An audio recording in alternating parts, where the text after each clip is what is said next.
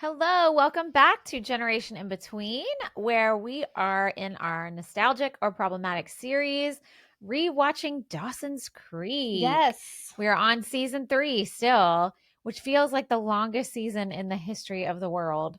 I know. I can't believe we're only on episode 9 We're only halfway through. and 10. We're not even halfway through, I just realized I left my glasses on. Is that bad? No, I just didn't have them on for the other episode we just recorded. Okay. I don't know. I just realized I'm like, oh, my glasses Well, are on. that's I guess okay. we're wearing them. You can take them off. We're here. I know. Either way. Maybe I will. Okay. Whatever you want to do, man. Anyway, yes. So it's the here we longest go. season. We're on season 3, yes, episode 9 and 10 we're going to talk about today. Episode 9 is called Four to Tango. I think that's cute. It's cute. I think it's a cute title. The episode summary is thus: Dawson suspects Pacey and Joey of having an affair. An affair? No. Aren't they both single? Yeah. Hello? And he encourages Jack to arrange a blind date with another gay teen. Lots to be said here. Oh, yes. But let's talk first about how this episode opens. Jen and Pacey have snuck into Dawson's room to get it on during a school day. What the fuck? It's the only thing I could think was like that forbidden feeling, maybe. So it's But like they're double in forbidden his because they're in bed. someone else's bed and it's the middle of the school day because they're having trouble getting like the sparks Okay. to go. Well, I remember being a teen trying to find places to make out was so, right. like you had limited options and you Right. but like your friend's bed, not during a party or something where that happens. Yeah, sure. But like you snuck in his room without even asking him. And they weren't going to tell him they had been there either. I mean, okay, so Graham's is home, so you can't go there. Pacey's house is, I don't know, full of police officers because that's what his family does for a living. And Dawson and his parents are at work and he's at school and he has a ladder and you can climb through his window. Period. I know, it's just weird. I was like, it was weird. It was weird. And then they leave a wrapped, unused condom behind because they didn't hook up. Because again, like I said last episode, they're just not sexually attracted to each other.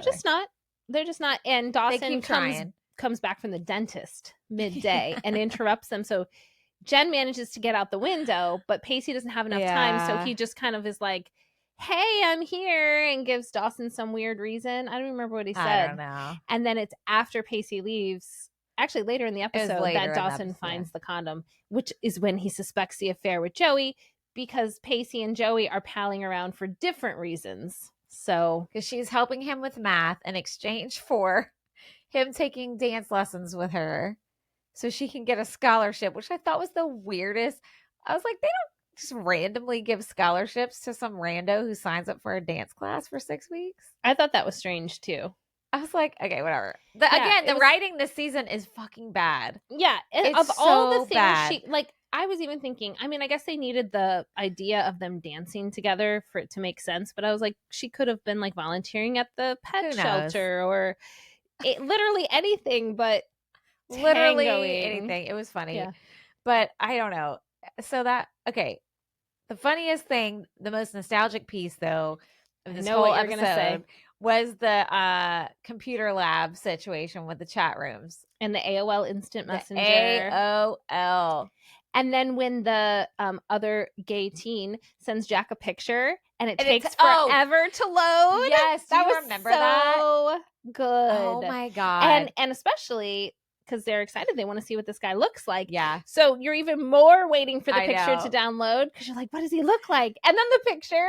I know. It's like so 1999. So I mean, he was a good looking guy, but like just the quality of the picture and the type of thing you would have shared on AOL Instant Messenger. I remember one time because it made me remember like going to my college computer lab to check my email after dinner because we didn't have a computer in our room at first. You could eventually have one in your room and get internet, but it took forever. It was so slow.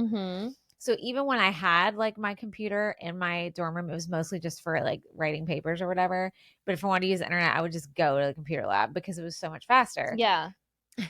But I remember when you would like talk to people in chat rooms and stuff and you'd be waiting for their picture, there was this one time, sorry guy whose name I don't remember, but back in the it was 1999. Yeah. Like I think we like chatted in a room, chat room, and then we would email. Do you remember doing that? And he went to my school, and we had mutual friends and stuff, and we were like, oh, we'll send a picture. And I got his picture, and I was like, oh no, he is not attractive. Oh. I was not attracted. He to might him. be attracted. He might to be someone. to someone, and I was he like, probably is. Did you ever have that happen? I feel like yes. I can't think of a specific example, but I specifically remembered that during this scene because it like takes so long to load, and I remember seeing his outline, and immediately I was like, oh no. And I was like, oh no. And it just kept getting worse and worse. Right, and I was like, it's already downloading. Oh shit. Like I'm not attracted to him. And what do I do now? And then I totally ghosted him. Well, then this is even worse. I totally ghosted him because that was super easy to do back then. But granted, remember, he went to my school. Right. We had mutual friends. I'm a dumbass. No joke, ran into him at a party at somebody's house weeks later. And he called me out on it. And he was like, oh, hi, nice to meet you in person. Thanks for never messaging me back after I sent you a picture. And I was like, I didn't know what to do. I don't even remember what I said. I don't know. Because I think I sent a picture first. Okay. And he obviously liked your picture to send his. And then that's even more awkward. Because then what do you do? Look, especially back then, all that stuff was like a wild west of etiquette. Oh my God. So like, really? It's like, what do I do? This isn't an in-person thing where I see a person and I can make that decision on the spot. Well, and there was no swipe right left like there is now, guys. Right. There's no swipe right where it's just super easy to like you're on Messenger and you're in your personal email. Yeah. And I was thinking, and I could be totally wrong, but I feel like this is the first episode of Dawson's Creek where they've talked about email. I feel like they've been on computers doing schoolwork. Yeah. But and so then it was like the email, it was like the AOL, it was like they hit it all. The different like the chat rooms. And also because I was still like at the end of high school when chat rooms were kind of starting to happen. And by the time I was at college, I was in some of them. They would not have allowed us to do those at school. Like you would not be allowed to be in a chat room at our high school. I think they had rules about that. Well, maybe I think maybe eventually they did, but I don't think they did it first. Maybe we didn't have the firewalls and all that to understand. Yeah. And even was it the librarian who's like, I met a guy online that way. Yes. Hideous. Yeah. And I was like, okay. Which is so funny to think about dating now because it all happens through apps or online. Absolutely. Literally. And appearance like leads it. Granted, you can only tell so much about a person from a picture, especially nowadays, but you see what they look like right away through those things. Oh, and even if you're not like social media, you can find it. I creep on people for non-dating purposes. I was gonna say, oh really? No, for non-dating purposes all the time. Like I'll be like, oh, I wonder what this person is like, blah blah blah. Let me go what else is going on in their life? Yeah, I'm the same people way. always creep on social. And I mean people probably do it to us, so it's fine. I would imagine. Well, they hear about wiener sandwiches and yes, they do. So a funny thing you were saying about how sort of like the firewalls weren't, it's almost like technology was ahead of the protections for it. Oh, it was. So my husband, he worked for an insurance company in his 20s.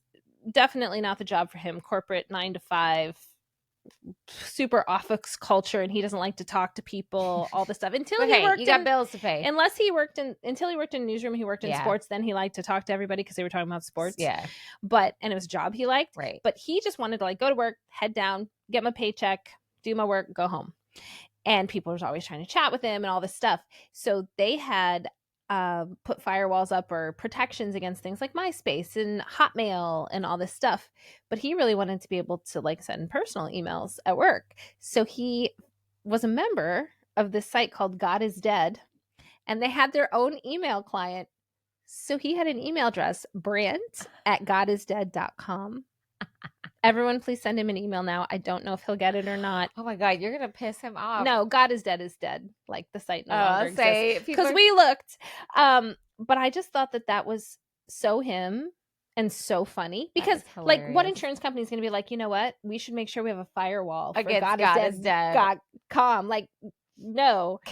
And that's also the job where he got in trouble because he would do radio at night. Oh, right. And he got called in because they were told that story on here, didn't he? Oh, yeah, he did. He did. Yeah, when he was on our because he New didn't Wave. act as friendly in real life. Yeah, they were like, everyone's upset because you sound so friendly on the radio, but you're not very friendly here. He's like, okay, am I like being disciplined for something? Like, did I do something wrong? Like, I don't know. It was just really funny. And they said, no, you're not as nice.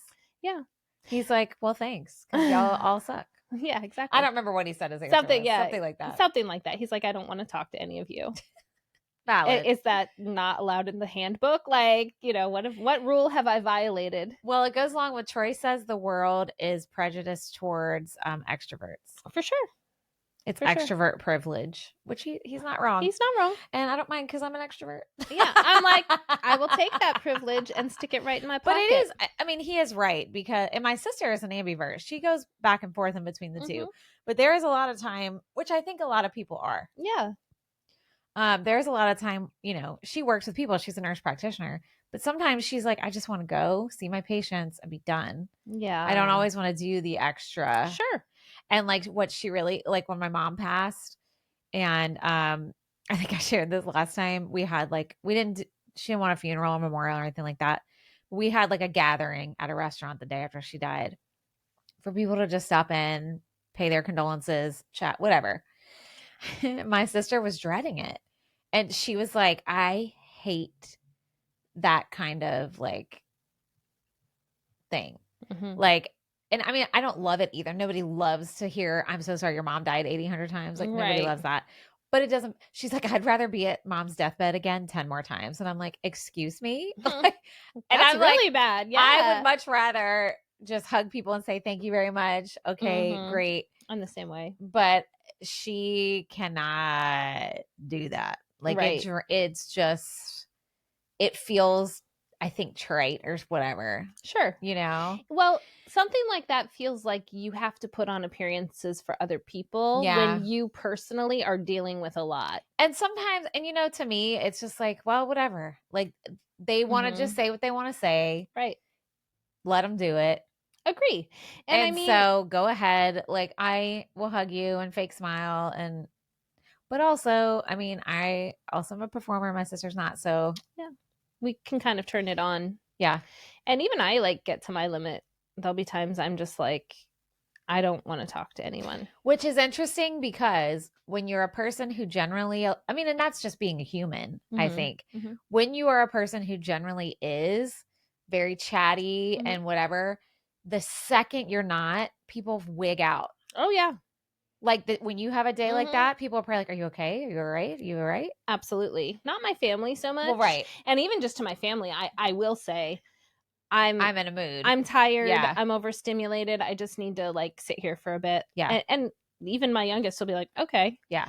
But yeah, if I'm here in the studio or something and for some reason for 30 seconds, I don't have that, everyone's like, what's going on? Yeah. What's wrong? What happened? Yep. And I get that because it is not in my normal character or your normal character, but sometimes we also just need to like shut it down for a little bit. And then I've been like extra super salty this summer. Like I've been like rewatch because I do our clips and I'm good God, like I am so salty like every episode. And I'm like, I mean, it's fine. I have to just let myself be salty this summer and then I'll get back to normal. But like, well, not normal, but yeah, I'll get back to normal. Whatever. But again, yeah, when you have times, people are like, oh, and it's like, it's fine. I'm also a human. It's okay. 100%. But anyway, all right, moving on. Let's keep on. Dawson's. Speaking of being a human. Yes, who? Fucking Pacey, where he was like, I know what my problem is with studying. I equate sex with studying and getting rewarded for studying because of Tamara and because of Andy. And I'm like, you are totally saying it's somebody, you're doing bad because nobody is giving you a reward. That's what he was saying. Yes. And Joey called him out on it. She did. But I was Joey's like, come on. Yeah. That was a lot. But then I was like, but also is that like true to his character? No. It's the bad writing of the season. Fair. It's so bad. Okay. What else? Did you not take notes? No, I didn't. Oh, okay. Wow. But I have a lot of thoughts. I'm just going to What did this only had one other note for this episode because I Okay. was just irritated that the season sucks so bad. Yeah. What do we think about Dawson? How he was all up in Joey's business about if she was hooking up with Pacey or not? I mean, he is jealous. Yeah, And but it's none of his business. No, he's wrong to be up all in it. Right. But also, like, the human component is it's bothering him. Yeah. And that's what they wanted us to see. Yeah. He's like happy when it's Jen, which is weird. I know. Because Jen's his ex-girlfriend, who he's done more with or the same amount, I don't know, as Joey. So that was kind of interesting. It's this continued, like, it's not the time for me and Joey, but I don't want anyone else to be with Joey, which is super Which is annoying. what Pacey says. Like, you don't want her, but you don't want anybody else to have her. Yeah, and I like the part where Pacey was like, look at her, she's a freaking goddess, you know, like he can say that. I mean, obviously foreshadowing, but like he can say that at least at this point because he's not in a relationship with her, and it's an objective comment. Right. It's like clearly she's an amazing person who's beautiful and wonderful and smart and intelligent. Like, what do you think is going to happen if you guys aren't together? People are going to be interested in her. Like, she's going to like find other people, whatever it is. Oh, I know what I was going to say. That dance instructor, what in the world? Like, she had all sorts of like psychological thoughts about life. She's like, well, you two are obviously, it's always the ones who fight when they're dancing that are meant for each other. That are sexually attracted to each other. And I'm like, you're talking to children. One, can't you see that? Like, she's basically like, just go have sex already. Like, I was like, who, what? And then teenage kids, yeah. And then at the end, she's like, "Oh, funds are really tight. We don't have that scholarship anymore, but I can offer you 6 months of free lessons or whatever." And they were like, "No, we're good." But yeah, I don't know. Her character was strange. It was weird. It didn't really add up. Well, okay.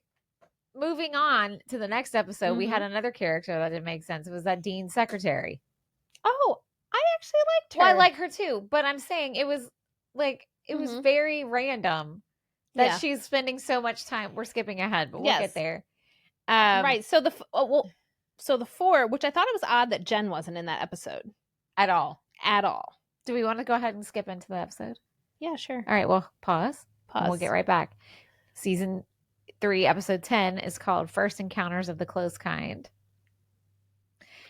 Spielberg reference. It is.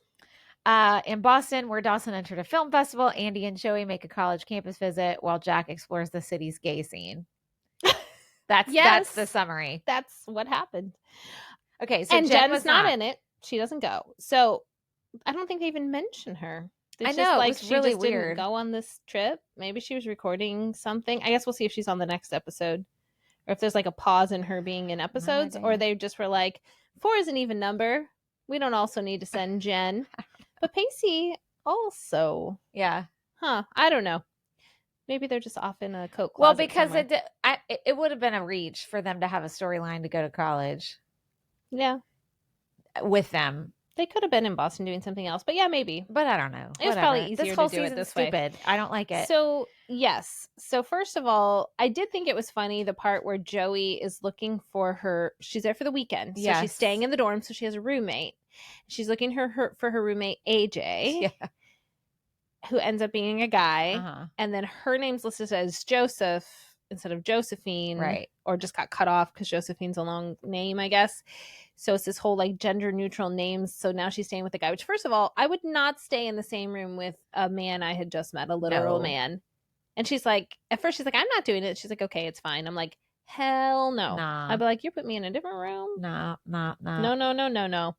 And also, like, that's a pretty big oversight for the university. I'm like, there wasn't a box where you could mark, like... And then if you're okay with that, that's fine. I mean, they have co-ed dorms, but they're not usually... You have to consent to that. Well, and one is feasibly a teenager / child, and one is feasibly an adult. Right, over 18. Well, yeah, he's a junior, so over 18 for sure. He's like a graduate assistant. Yeah. Or a class assistant. Well, he said he was a junior. It's his junior year or whatever. Yeah. But then, speaking of him, he is mean to her and so put out. But, like, why did you sign up to be the junior mentor, whatever nonsense title they gave you? You're so put out and aggravated. Why did you sign up to do it? And maybe they get paid or something, But which is a still- very college thing to do. Well, to be like, okay. sure, I'll take that job. And then be like, just kidding. Go take a tour by yourself, which is basically what he did. You're right. I mean, again, You're right. And then the whole Little Women thing, which Joey, and this is way later, but Joey says that she was named after Joe in the book. But her name is not Josephine. I think it is. And she goes by Jo March. I think her name's Josephine in the book. I thought it was. I'm gonna look it up. Okay, look it up. Keep talking. Is it like Jocelyn or something? What? That's a name I've heard before. Okay, it's not Jocelyn. No offense to the Jocelyn's out there. No, that was just a bit of a jump. Was it Josephine? I thought it was something Josephine else. March. Okay, you're probably right. Little Women and the names. And the reason I'm asking is because was there one named Bessie too? It only says Joe. What's her full name? Hold on. Nobody knows except me. No. It's Josephine or Jocelyn. It's one or the other. I know. Let's see. No Everybody's like yelling at us. Yeah. Joe's full name in Little Women. There you go. This is how it is to be a middle-aged person. You have to be very specific when you ask the AIs to help you. The AIs. Yes. Full questions only. You're right. It was Josephine. See? I swear to God, I thought it was something else. So when Joey said, that's why my mom named me Josephine, I'm like, her name wasn't even Josephine. It was. And I think there was a Bess, right? Isn't there a Bess March? Well, shit. I didn't Google that one. Oh, I just, because Joey's, Beth. Okay. Which would be Elizabeth, which Bessie's short for. Oh, right. Correct. So that's interesting. There's that Beth, her and Jo, her sister are named after Little Women characters. Beth, Jo, Meg, Amy, Marmee. I always thought that was such a weird name. It is. Like Beth, Jo, Amy, Marmee. Anyway, but yes.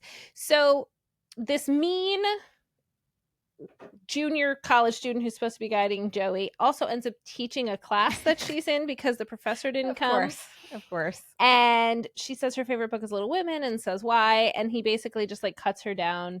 And then all these other college age women in class are saying, oh, it's so anti-feminist. And basically making Joey feel really bad. That kind of checks because you're so you're so self-important when you're in college. Oh, yeah. And you have like this deep thought about something. And everything is a statement and everything is deep and anything that's with the culture, you have to go against. Correct. Anything that's popular, you have to go against. Yes. So that kind of checked. But then like he's so mean to her and embarrasses her. And then he's like, okay, just kidding. Let's go to the secret library. And here's Louisa May Alcott's personal copy of Little Women. Be careful with it. Like, what? I don't know. But let's talk about Dawson. I did feel bad for him, speaking of getting embarrassed. Yeah, me too. Like, how embarrassing to not only hear people be like, oh, that movie sucked. And then they're like, Q&A. And he's like, Nobody has any questions for him. So, yeah, they screened his film at this small film festival. Yes, I felt really bad for him. But I mean, also, I was like, this is the reality of being an artist, though, that not everything you create is going to be everyone's cup of tea. True. Or even even a decent amount of people. I mean, I did feel bad for him because he's young, but I was also like, well, I mean, I'm sure Steven Spielberg made stuff when he was young or even along the way that people were like, that was not good. Yeah. I mean, that's part of the artistic process. It is. And then I did feel bad for him. He meets this girl, Nikki Green. Now, typical, okay, they were probably like, oh, we need to have more diversity in the show. I had the same thought. And so they bring Nikki in, and then she just so happens to be going to Capeside to live with her dad, who's the principal. Yeah. The only other person of color in the cast. Only other person. Yes. Like, it's so 90s, like, just so 90s. Yes. And it's like they went to the college campus to I did think, like that classroom scene with Joey, there was diversity in the classroom. So I feel like maybe they were trying on the college campus. I don't know how much it'll filter over into what we see in Capeside, although Nikki will be there. I don't remember. And she was kind of mean. Yeah. What is it with these like beautiful women just giving Dawson scathing reviews about his work? It's like every time someone has felt bad for something nasty to say, it's this like professional, I know, well-spoken, really beautiful woman I know. Poor Dawson. I did feel bad for him, guys. Mm-hmm. Usually I'd be raking Dawson all over the place. So, yes, let's talk about then Andy and the dean's secretary. Okay. All right. Love her. That's Mary from 227. Oh, that's Mary. That's Mary. how what's her name? Is that her name? What's the actress that it'll come to me. Anyway, that's Mary from 227. And she was a good character, but it was also just so random. I'm like, why is she spending so much time with Andy? Like, they go to have coffee, they're like deep thoughting, and like, not that that can't happen, but like, also, she's probably busy. You would think. And then when she says she had 7 children. Yeah. Which I do think the advice, I think the advice she was giving her when she was talking about the 7 children was smart. Yes. But did you hear the piece of advice that was a little bit jarring? What? Did you catch it? When she was talking about what her 7 kids ended up going on to do? She said doctor. One's a doctor. Investment banker. One's an investment banker. 3 are married. The three girls are married, and then the youngest one is like in a jazz band or something like that. So the girls she talked about, all she mentioned was that they were all married. Yeah, I caught that. I didn't catch that. She lists the professions of the boys and then says, and those 3, and my 3 girls are all married. It's like, do they also have jobs? It's okay if they don't, but it was sort of like she's very specific about the boys. Right. I mean, maybe generation thing too, but I was like, all right. But her point was none of them went to Boston. Right. None of them went to the school where she works. Yeah. None of them went to the school where she works. And her point was like, do you know who's the happiest? Spoiler alert. It's the jazz musician, according to her. I mean, who knows? But I don't know. I mean, I kind of maybe, and there's probably a very specific reason why I related to that storyline because Andy's mom is still alive, but not really with everyone, and part of Andy's life to the extent that she once had her mom, and I feel the same way about my mom with her Alzheimer's disease. And so I actually met a woman around the time my mom was diagnosed who is about my mom's age, a little bit younger, and because of work we became close. And I wouldn't say she like stepped in for my mom or anything like that, but she did kind of come into my life at a time when like it was nice to have someone I could talk about something going on with my kids. And she had her own kids and grandkids at that point and could kind of like be a mom and talk me through it. Okay, but that was like a relationship. That was a relationship that formed because of work and is still a relationship today. Correct. But maybe that's why I related to that. So it's like, I know how that feels to have like that kind of motherly figure sort of, even if it's just a little tidbit of advice or a little bit of something that makes you feel comforted when you're trying to be grown up independent on your own. It's nice when someone recognizes that you could use that little bit of like, I got your back from a mom perspective. I don't know. But it was random. I just thought it was random. Also, I did not get any of that. She kept referencing how all these other people have appointments, and there was nobody else in that office. Like, she's so like, all these other people have appointments. It's just Andy standing in there. And then she's like, oh, the dean is a late luncher. And I'm like, then what? Yeah. Anyway, okay, I had to look up the 227 characters. Yes, tell me now. It was Jackie Harry played Sandra. Okay. And she would always go, Mary. Mary. Oh my gosh. I loved her. I used to watch that show. So sorry. I had to look at it. I was driving. I'm glad you did. All right. Now y'all know. Okay. So let's talk about Jack now. Yes. The pink pages, first of all. They were real. But I also feel I feel bad for Jack because I think that was probably a struggle of a lot of gay teens for a really long time. On figuring out how to just be comfortable with who you are and figuring out how to human is hard, no matter how your humanness is displaying itself, especially when you're a teenager. But when you are a teenager who goes against quote unquote societal norms, it's even harder. Yeah. And this was in the late 90s, and he was finally in a pocket of the country that was more open and accepting, where he could go and like explore, but he was terrified. Yeah. Because he's like, how do I do this? Like, am I supposed to be away? You know, like Mhm. what does being gay mean? Is it, do I have to be a certain personality? Do I have to go to a gay bar? Do I have to, which I think nowadays kids probably don't wrestle with that in the same way Mhm. because they have more representation. They have more movies and TV shows. The internet, which is helpful and Sure. bad at the same time. Correct. But I felt for him because I think that's probably a lot of people probably could relate to that. Absolutely. And I was also like worried about him in that Yeah. gay bar. Oh, me too. Well, and that guy came on so strong and he was uncomfortable. Mhm. Like Jack was uncomfortable. And so he left. He did the right thing. He did, yeah. I mean, he was underage in a bar anyway. And I think more than anything, that was what was like, because I was like, well, and the guy, well, also I didn't like, on the flip side, I didn't like how it made the first guy he talked to seem predatory. I wish they wouldn't have done that. The way they wrote it, it did because he's feel like, that oh, way. he looks like he can't handle anything more than a beer. I think you're cute. Blah, blah. I'm like, okay, that looks so like you don't have to make the first gay guy he comes into contact with look like a predatory pedophile. Come on. Yeah. Do you know what I mean? Yeah. I did not like that. And he did give me like the icks. I know, because he was supposed to. Jack, get out of there. But I just didn't like. I was like, why did you have to do that? Right. And then when he meets the guy on the bus who also is going to Capeside.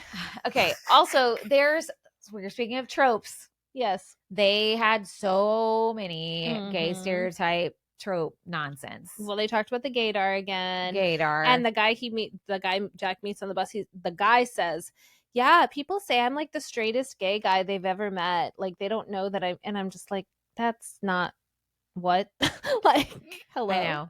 But also I think too that also kind of, this is getting super layered, you know, the way gay men especially, but gay humans in general had to survive was to quote unquote pass as straight for a long time. Even now sometimes that has to happen because we were living in a dumpster fire in this country. And at the end of the day, it's your personal business. Well, and it's just silly to think that a sexuality has to have one way of expressing itself. Yeah, it's silly. And I think it's more, and I don't know, I'm not a gay man now, nor was I in the 90s. But I think it's not so much that you don't want to be yourself, it's that then everyone you don't want to just be that to everyone else. Right. Does that make sense? Correct. And that's true for anything, really. Like, if you're like, well, I don't want to be, like, I even said that to someone who's helping me kind of looking through my writing and stuff. I was like, I don't want to be just like that lady that writes about Alzheimer's. Right. And she was like, well, why not? Like, what's wrong with that? And I was like, nothing, but I just don't want to be like pigeonholed in that because I have all these other things I write about or all these other projects I'm working on. And I know that's different than an identity, but it's the same kind of thing. Like, it's not that I'm embarrassed to like write about that stuff. Or it's not that I don't want people to know. I don't want them to just associate me with that thing. Well, and also how dumb to think that your sexuality is your entire identity. Exactly. But nobody does that to straight people. But people do think that. I know, and it's dumb. That's why. Because it doesn't happen to straight people usually. No. To think that's your whole identity. Yeah, it's kind of weird. It's weird. It's dumb. It's a double standard and it's stupid. Okay. So that, didn't that guy also look very old? He did. He said he was living with his boyfriend, so he was older. Yeah, I guess he was probably mid-20s, late, like 25 maybe. Which was actually the same age as guy Jack, playing Jack. in real life, yeah. Which is funny. That is really funny. But one of the most nostalgic pieces of this whole thing, besides the internet stuff, was when Joey wrote her phone number. Yeah, on the guy's hand. On his hand. That was great. Oh, that's just something we don't do anymore. I did not warm up to that guy though. I know. Not even when he was nice. I was and like, he comes he's back, not I think. cute. He's not nice. He's not smart. I mean, he's cute. He's all right. I didn't think he was cute. I think he's cute in that like standard, like white boy way. I think they were trying to make him look like a college student. That's what I mean. Like in his outfit and everything. Like a J. Crew catalog. He was all right. I don't know. I didn't like him. So he might come back maybe. He had those blue eyes. I do like me some blue eyes. Do you know, I do too, actually. But do you know what my biggest disappointment was hitting play on episode 9? Ooh. No trivia? No. Oh. It wasn't a Christmas episode. Remember last time? Well, there's still a big amount of time between Thanksgiving and Christmas. Well, we just did the Thanksgiving episode. We did spooky and then Thanksgiving. True. So are you saying Christmas is still coming? Yeah, I think so. Okay, good. Christmas is coming. The goose is Speaking of trivia, fat. we didn't do it during Zennial Girl whatever, but that's okay. Should be Zennial Girl whatever. I don't know. Listen to the episode and you'll find out what it's actually called. Zennial Girl Summer Kaleidoscope Edition. Oh, so are we done? That's all we got? That's all we got on that. All right, well, you guys, there it is. Should we each just do one 90s trivia? We don't usually do it on Dawson's, but we can. Why not? What a treat. What a treat, Dawson's listeners. Let's do it. All right. Take that one so I can put this 90s, though. That's what I said. So I was just moving you said that. I said, let's do 290s. Rewind the footage. Wow. Oopsie. So when my husband's like, you don't pay attention, I'm like, yes, I do. I have it on camera now that no, I do not.